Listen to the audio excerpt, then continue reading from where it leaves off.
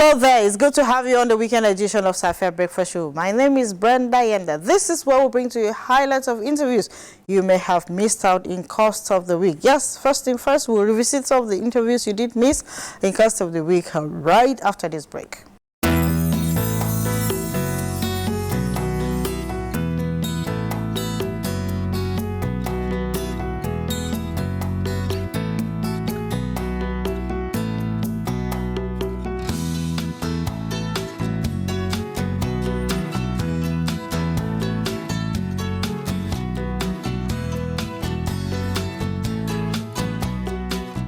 Welcome back. If you're just joining, you're watching Safiya Breakfast Show on TV Go Chill. There's this rising security situation in Nigeria is still the center of national discourse. Adoption and killings continues without solution. And that was why we brought in Dr. Lionel Rawlins to look into all of this. And this was what he said. Good morning. Definitely a Marine. Ibolachi. Ibolachi too. Mada Kenya? Dama Usi. Yeah, this is our. First and first, I must, express a bit of admiration for your tie and the combination of colors with your hand bracelet.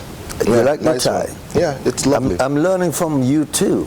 Today I'm not putting on a tie, so. But that's because you know I was wearing a tie. Exactly. I usually look at the way you all dress and I say, I want to dress like that.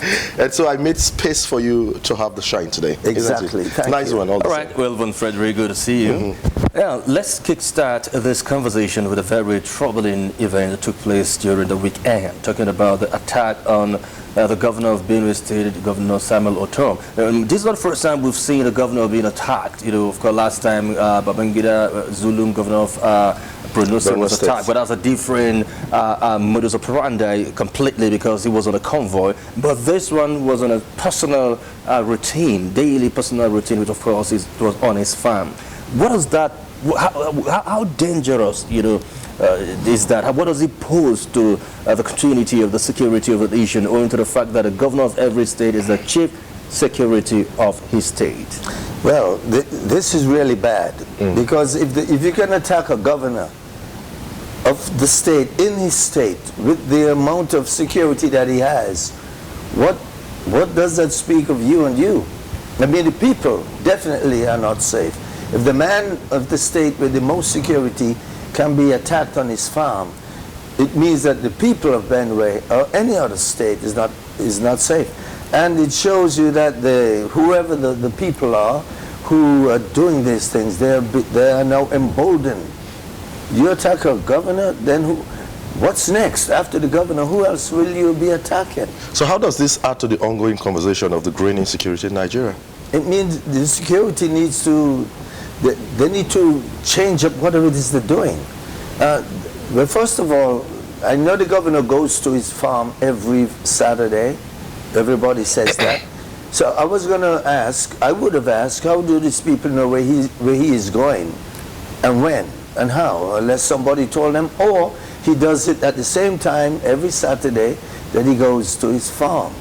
But by the way, he said he ran like 2 kilometers. Yeah, sure. Yeah. And I would say, if I were the person in charge of the security detail, I would not have allowed him to run at all, to go anywhere. He could have fallen down, he could have had a heart attack, a sniper could have shot him. I would have put him inside the bulletproof vehicle that he owns, that is there for him, and hunker him down. It's called distancing, but to run with him in that distance. What if there was had surrounded the farm? They would have run right into an ambush. But that's a story for another time. It just goes to tell you that people, the security forces need to be thinking about these things. Every day, what if somebody attacked the governor here? When you're doing that kind of, providing that kind of security, you have to know where the route is, and in your mind, if something happened between this point and that point, where will you go? Where will you take the governor? These are the things that goes on in the mind of people who are protecting the governors and presidents and rich people. But where do you think these attackers could have gotten that gusto from, to attack the governor? We've seen where military convoys have also been attacked, in Nigeria. What sort of gusto, that zest that these people have, so much gathered to see the attack? They are emboldened. They're now strengthened. They have morale, as you all say. They've been driven now by morale. And they feel they can do anything because nothing is happening to anyone. Can you easily attribute this to the many talks that we have built around the deteriorating nature of insecurity in Nigeria, and apparently very little has been done to addressing it? Exactly. That's why they've been emboldened, because did anybody, okay, they attacked the governor's on his farm. Did anybody get captured? Was anybody shot? No. So I will say, from assessing the situation, that was a warning for the governor. It was a warning from some group or somebody or some individuals to stop talking about us, or stop talking about this matter. Stop instigating what's going on. Because if they really wanted to, they could have gotten closer to at least kill somebody. Nobody died. With these acts now, what do you think could be like a propensity for a compromise on the side of the governor? You can't compromise. The governor should never compromise. You can never compromise security over because you live in what I mean compromise here is because according to one of the papers here, a particular group have claimed responsibility, of taking that attack, and they predicated the attack on the fact that Governor Otom has been speaking, has been talking, and all these, of course, predicate on the fact that there is this issue of open grazing, in Benue. So should he stop talking as a propensity of compromise, or as a governor, chief security officer, should still be resolute, on what he has started before? If he stopped speaking and talking, then the bad guys have won. Okay. You cannot stop speaking and talking just because an attempt on your life was made. Then you should. That's a part of leadership, especially in this current situation we are. In Nigeria, look how many times they attacked Zulum.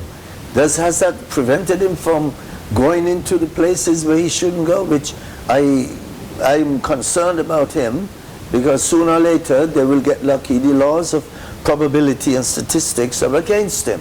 That sooner or later something's going to go wrong and you're going to get captured or killed. It's the same thing with Zulum. He should not compromise and shut up. He should continue. But the group, again, I've never heard of that group, that the Fulani National Movement or something like that. And I know a lot of groups in Nigeria, never heard of them. What if it is somebody who's trying to incite ethnic violence or tribal violence, and they just put that there to said we're the ones who did it, when they probably weren't the ones who did it, just to incite people. Yeah, just to incite, just to pitch people against themselves. And there are many people who do that here. Let's look at it, this issue. It's been a troubling one for Nigeria. There's no doubt about that. We wake up daily and we speak about concerns bordering around insecurity. You can talk about the situation in the northeast. You can talk about this same situation in the northwest. You can talk about it in the southwest, in the eastern part of Nigeria. These are events that are unfolding daily, and one thing that appears to be, cropping up recently in the confines of discussion is what the Inspector General of Police said of governors. And I don't want to stick with the timing, because that statement came in a few days before the attack on the governor of Benue State. But let's look at the issue and try to understand it from its intent and how it will help resolve this growing spate of insecurity Nigeria is faced with. The Inspector General of Police statement was indicting governors as not supporting the federal government's might in handling this issue of insecurity. What do you make of this? Do you think we have governors who truly do not see anything in helping join forces with the federal, because all of these apparatus are federal apparatus, to help address this issue of insecurity in Nigeria? Well, the IG must know what he's talking about. Remember, the IG before him, Idris, he said the same things too, almost identical to what the current IG is saying.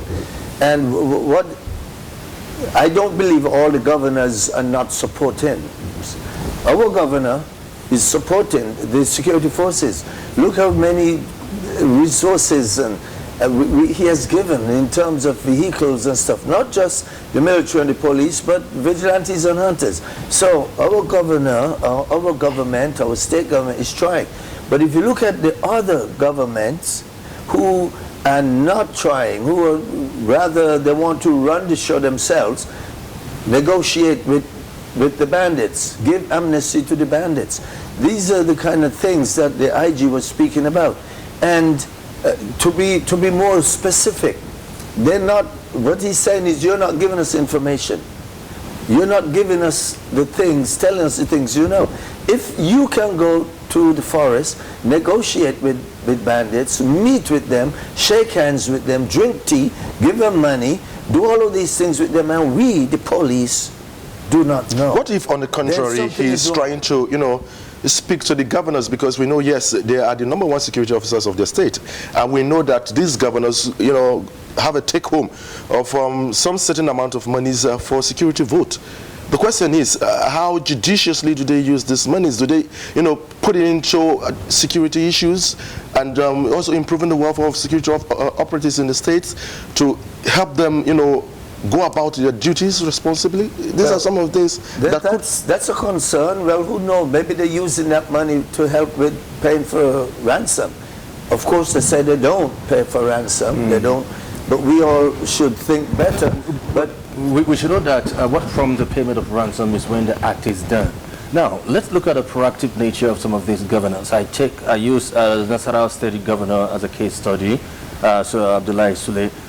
When the Kagara abduction took place, of course, it navigates and transfers from through Katsina, Zamfara, the Niger State, and you know the proximity between Niger and Nasarawa State, it's very close. So what the governor did was to set up a security committee, you know, became proactive even before this bandit could attack any of the schools in Nasarawa State. Now, should this be the step that governors, you know, should take, not necessarily waiting for an attack to happen, then you begin to earmark huge amount of money for the payment of ransom? Everything is supposed to be proactive. What he did was good.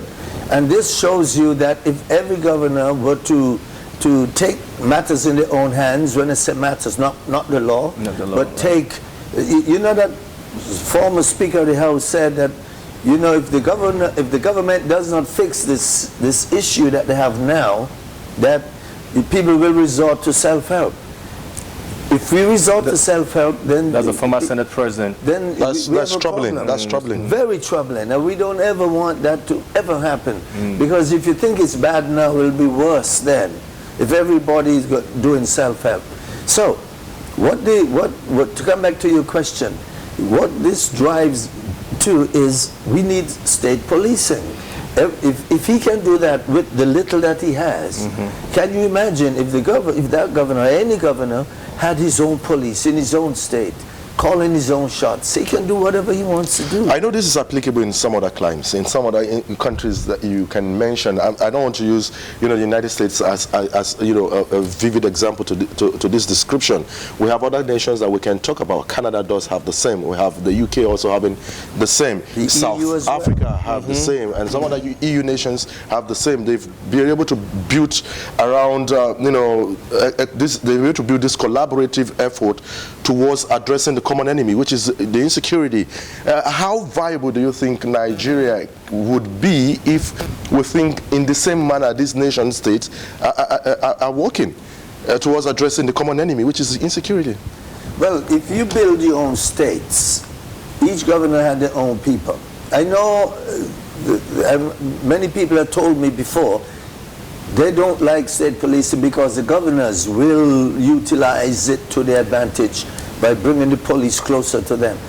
And I know it has happened in the past, and I know that you all have a bad history with it. But today today, young people, which like you're in that group of young people, you two, you're not like your father and your grandfather before you. You will not allow that to deteriorate. You will not allow, no, that SARS movement that you saw is going to generate some more energy amongst the youth. No young man or woman in Nigeria today will sit by and watch the governor utilize the police to use it the way he wants to. Also, many of our policemen are young. Many of them are educated. Many of them have degrees. They too will not allow themselves to be manipulated by anyone, any governor, to do things that they shouldn't be doing. Okay. But once these things are done, you will see. I think we're pretty out of this is time, just scratching the surface on this conversation. We have to just put a stop on this one now. Dr. Lionel Rawlins, in the meantime, thank you so very much for sparing your time with us. Anytime, any time for you guys. Okay, thank you so very much.